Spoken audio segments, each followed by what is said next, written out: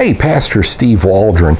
We're looking at sociology and worldview and how the Bible informs a Christian's worldview, and then how secularism informs its worldview as well, and both in theory and in practice.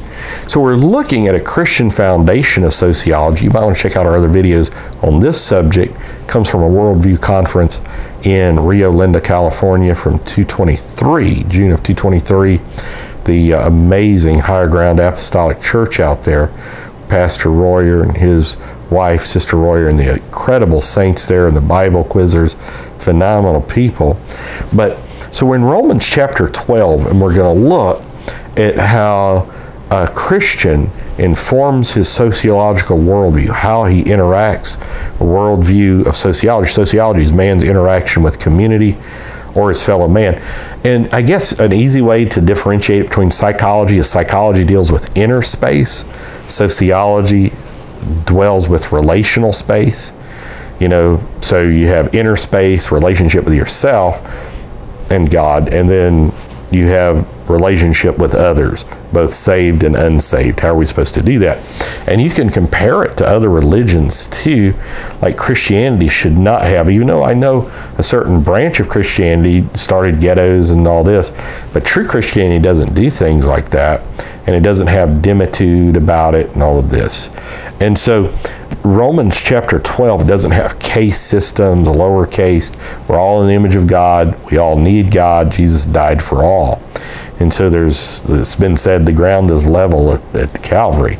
So Romans chapter 12, verse number 9 says, let love be without dissimulation. That means don't fake it, and don't do it to earn brownie points. Don't do it to manipulate people. And so this is love. It's been said love is a verb. It's a noun, but love is a verb. It can be, I think it can be an adjective and all kinds of stuff. But anyhow, let love be without dissimulation. Let pure love. The Bible says in 1 Peter 3, I think it is, to love one another, or maybe it's 1, but it's in Peter. Love one another with a pure heart fervently. The pure heart fervently. And so I don't think there is enough emphasis on Christians relating to other Christians and how we're supposed to relate to other Christians. And grudge not and all of this. Abhor that which is evil. So this would be out-group behavior. How's a Christian supposed to do? Well, it could be in-group behavior too. We're supposed to abhor evil, whether it's in-group or out-of-group. Because sociology is known about in-group, out-group behavior and all of this, and expectations of in-group behavior, expectations and viewpoints of out-group behavior. And so we're just supposed to abhor evil. So you have to define evil. This didn't just come from evolutionary thought. Cleave to that which is good. Cleave to that which is good. So again, in group behavior, we're just supposed to say, Paul even said, be a lover of good men. Same, commit out of faithful men. And then it says this, be kindly affectioned one to another with brotherly love. So it was said of the early church that so often one of the testimonies was, oh, how they loved. And that it would convert people when they saw how the early church had love one to another, as Jesus said in John 13, 34 through 35. So be kindly affectioned one to another with brotherly love, in honor preferring one another. Now, do you do that? No, you cut somebody's throat to preach a bigger meeting. You fight. You'll start innuendo because you don't want them to get a position that you want. And so, not all of us and not all of you and all of this, but it happens way more than it should.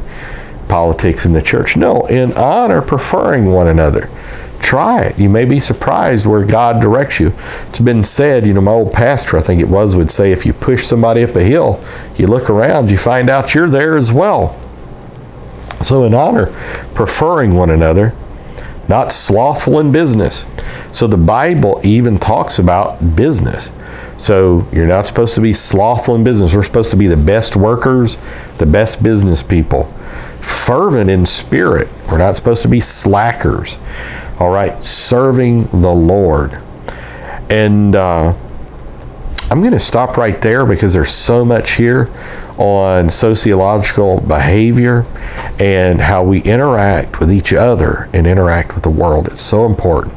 And so much of the Bible's about that, especially in the New Testament epistles, which is Christian living. God bless you. We love you. Talk with you later. Bye-bye.